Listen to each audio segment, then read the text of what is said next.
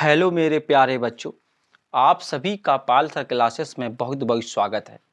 देखिए, आज हम तुमको चैप्टर नंबर 3 जो हमारा इस समय यानी चल रहा था, तो उस चैप्टर नंबर 3 का नाम था वैद्योच्चालन। तो वैद्योच्चालन इस चैप्टर नंबर 3 आज हम उसको पूरी तरीके से खत्म करेंगे। ठीक है, आज जिसका उसका जितना भी शेष भाग यानी रह गया था, आज हम उसको पूरा शेष भाग बताएंगे।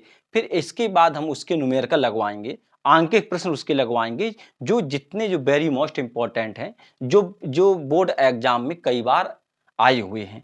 हम उनके जितने न्यूमेरिकल हैं सब यहाँ लगाएंगे। और फिर इसके बाद उसके जो ऑब्जेक्टिव प्रश्न होते हैं यानी बहुविकल्पीय प्रश्न, उसके बारे में बताएंगे। तो उसका देखिए, आज जितना भी शेष भाग है उसे देखिएगा।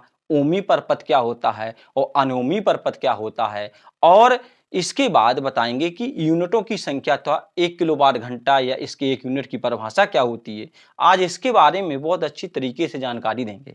तो देखिए, ओमी परपथ और एक होता है अनोमी परपथ। तो ओमी परपथ और अनोमी परपथ, देखिए ओमी परपथ क्या होते हैं। तो ओमी परपथ वे परपथ होते हैं जो ओम के नियम का पालन करते हैं। ध्यान देना, मतलब वे परपथ जो ओम के नियम का पालन करते हैं वो हमारे ओमी परपथ कहलाते हैं।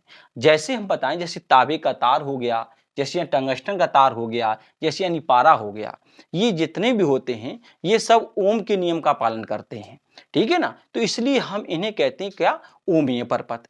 तो इसके बाद देखिए, दूसरी तुम्हारी जो डेफिनेशन है अनोमीय परपथ। तो ये क्या होते हैं, तो वे परपथ जो ओम के नियम का पालन नहीं करते हैं। ध्यान रखना, वे परिपथ जो ओम के नियम का पालन नहीं करते हैं वो हमारे अनोमीय परपथ कहलाते हैं। अनोमीय परपथ में जैसे होता है ट्रांजिस्टर होता है, डायोड वाल्व होता है, जैसे ट्रायोड वाल्व होता है आदि, ये इतने जो होते हैं तो ये अनोमीय परपथ कहलाते हैं। ठीक है ना, इस बात में ध्यान रखना। अब इसके बाद देखते हैं हम कि यानी किलोवाट घंटा अथवा यूनिट की परिभाषा। ये किलोवाट घंटा की परिभाषा क्या है और यूनिट की संख्या क्या है। देखिएगा, वैद्युत ऊर्जा का मात्रक वैसे जूल होता है, लेकिन क्या है कि जब वैद्युत ऊर्जा, लेकिन जब ये वैद्युत ऊर्जा से संबंधित वाली बात आएगी तो हम इसे जूल में नहीं नापेंगे, हम इस ऊर्जा को नापते हैं काय में, यानी किलोवाट यानी घंटा में।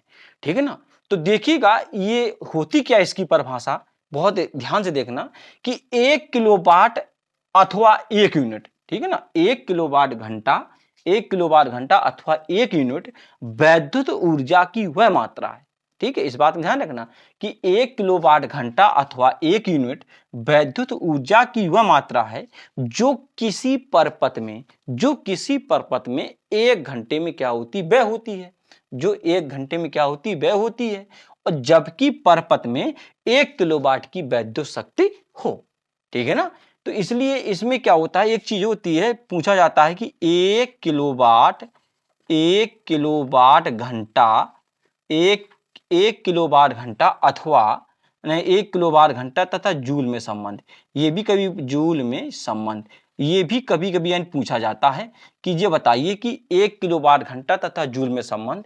तो ये ध्यान रखना, ये होता है कितना, 3.6 गुणते 10 की घात 6 कितना होता है ये, यानी जूल होता है। ठीक है ना, ये कितना हो, 3.6 गुणते 10 की घात 6, ये इतना होता है। ठीक है ना, अब यहां देखिए कि यूनिटों की संख्या, ये फॉर्मूला ध्यान रखना, इससे तुम्हारे यानी न्यूमेरिकल लगेंगे, ध्यान रख लेना। ये होता है यूनिटों की संख्या बराबर v इंटू आई इंटू टी अपॉन कितना, 1000। ठीक है ना, इसे याद रख लेना। और फिर डायरेक्ट देखेंगे तो वी आई होता वाट होता है, तो वाट गुणते घंटा बराबर कितना हो गया, 1000 हो गया। ठीक है ना, तो ये इंपॉर्टेंट जितनी भी यहाँ पे डेफिनेशन थी, इस प्रकार से हमने इस पार्ट को, वैद्युत धारा जो तुम्हारा पार्ट था, वैद्युच्चालन जो तुम्हारा पार्ट था, उसको हमने पूरी तरीके से यानी समाप्त किया। अब हम कल तुमको इसके जो वेरी मोस्ट इंपॉर्टेंट हैं उनको एक एक करके उनके सारे न्यूमेरिकल तुमको यानी बताएंगे। बहुत मजा आने वाला है, तो चैनल को यानी सब्सक्राइब कर लेना, ताकि तुम्हें प्रतिदिन जितने भी हम जो भी चीज भौतिक विज्ञान, रसायन विज्ञान है, मैथ है, विभिन्न प्रकार की जानकारियां तुमको हम बराबर देते रहेंगे। और एक एक करके सभी प्रकार के विषयों में कि हम पूरा कोर्स आराम से पढ़ेंगे। ठीक है ना, कोई आराम से कोई जल्दबाजी वाला काम नहीं, धीरे धीरे आराम से पढ़ना, सब एक समय आएगा, पूरा कोर्स आराम से होगा बेहतरीन तरीके से। बस चैनल को यहाँ सब्सक्राइब करना, वीडियो को लाइक करना। कल मिलते हैं। जय हिंद।